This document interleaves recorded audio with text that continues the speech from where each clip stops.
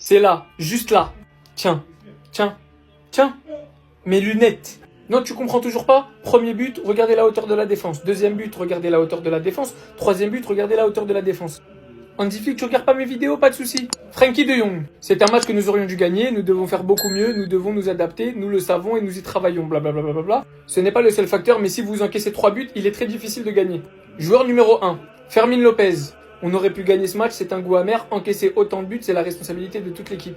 Je pense que nous avons encaissé trop de buts ces derniers temps. Je crois que c'est le cas de presque tous les matchs où nous avons joué. Joueur 2, Ferran Torres. Nos adversaires nous étudient aussi, ils savent comment nous jouons, ils savent d'où nous pouvons constituer une menace et ils mettent en place les outils pour nous contrer. Nous ne pouvons pas encaisser autant de buts, joueur 3, car cela rend le match difficile pour nous et nous oblige également à marquer beaucoup de buts. Nous devons donc identifier les points à améliorer. Joueur 4, nous savions que c'était une bonne équipe, surtout à domicile. C'est une équipe très forte et le terrain est difficile. Beaucoup de respect de la part de Lamine Yamal, mais en réalité... Mais il est difficile de gagner quand on encaisse 3 buts, voilà ce que nous devons améliorer et c'est ce à quoi nous réfléchissons actuellement. Ah bon? C'est pas l'impression que j'ai. Hansi Flick, il ne s'agit pas seulement de défendre, nous devons être vigilants lorsqu'il se crée des occasions en une ou deux touches de balle. Frérot, les joueurs là, ils parlent. Là, ça peut être un tournant dans ta carrière, dans la saison du Barça. Si tu rattrapes pas le vestiaire et que tu te rattrapes pas tactiquement, que des joueurs se mettent à tenir de genre de propos. Ce qui n'était pas du tout le style des joueurs du Barça. Mais ils ont tous souligné la même chose. Encaisser 3 buts, on encaisse trop de buts. Il y a du respect, c'est normal. On ne tire pas sur le coach de manière déclarée, c'est normal. Mais le message est le même que tous les Barcelonais passent en vidéo, en commentaire derrière leur télé. C'est plus possible ce système. Ça nous fait trop de mal. Tonton, s'il te plaît, je t'en supplie, change.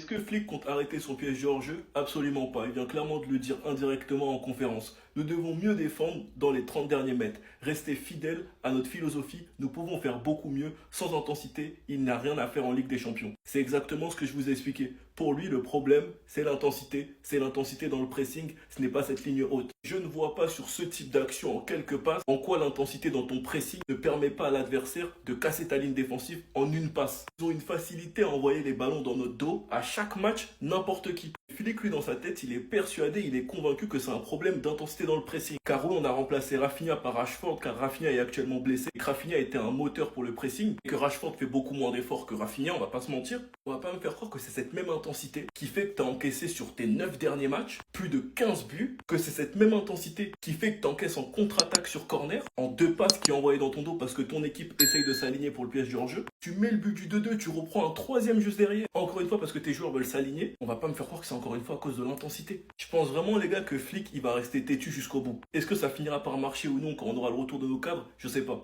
Enfin bref, sinon vous les gars vous en pensez quoi? Ramenez-le sur l'importance en nuit. Ah, c'est drôle, hein. Ça te fait rire, hein. Allez, tu montes toutes tes dents, hein. En fait, c'est qui s'est dit que c'est une bonne idée de sortir un mec de l'EHPAD pour jouer gardien de but au FC Barcelone? Hansi Flick, attention! On arrive sur toi, garçon. Nous devons mieux défendre dans les 30 derniers mètres et rester fidèles à notre philosophie. Nous pouvons faire beaucoup mieux sans intensité, il n'y a rien à faire en Champions League. Donc là, en gros, il vient clairement de nous dire que cette image-là, c'est pas la dernière fois qu'on la verra. Il vient clairement de nous dire qu'une défense comme ça, des buts comme ça, c'est pas la dernière fois qu'on en verra. Hansi Flick, s'il te plaît, mon frère, tu vois bien que c'est plus possible. Carlos Forbes, il s'est régalé. Carrément, Forbes, on lui a demandé, est-ce que tu pensais qu'il y avait penalty? En fait, tellement son match, il était sten, tellement il était dans le beau, il a joué la carte du mec fair play. Il a dit non, ce n'était pas un penalty en fait. Mon pied a touché le sien, donc la décision était correcte. Il n'y avait pas penalty. En fait, la carte du mec humble, tellement la défense, elle était faible. Non, les gars, c'est trop. Franchement, les gars, c'est trop. En plus, Eric Garcia, apparemment, il s'est cassé le nez. Enfin, bref, il y a rien qui va. Dans cette défense, il y a rien qui va. Et Hansi Flick, il compte pas changer, de ce que j'ai compris. Nous, vous en pensez en commentaire, les gars, n'hésitez pas à vous abonner, vous êtes des bons de nous, on avance. Non, les gars, je préfère en rigoler. Voilà, je préfère aborder ce débrief avec le sourire. Parce que sinon, en fait, je vais dire des trucs qui vont dépasser ma pensée. Je vais être censuré, en fait. Voilà ce qui va se passer. Toi, ton match de fermier, c'est une dinguerie. Toi, la tête de WAM, si t'es pas dans les buts, on gagne le match. Facile. Facile. Et s'il siffle pas la faute, mais alors là, s'il siffle pas la faute, et qu'on prend un but parce que tu m'as fait une talonnade, mais j'aurais dit des trucs, Chechny.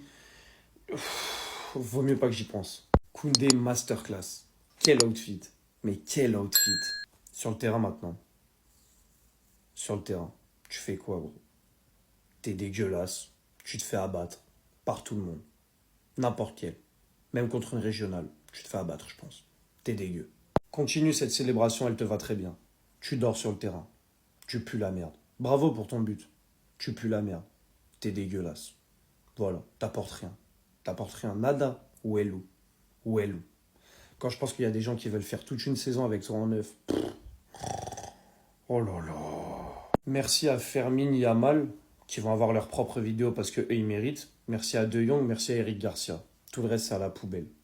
Araujo, Baldé, Rashford, Casado. Allez tous vous faire voir.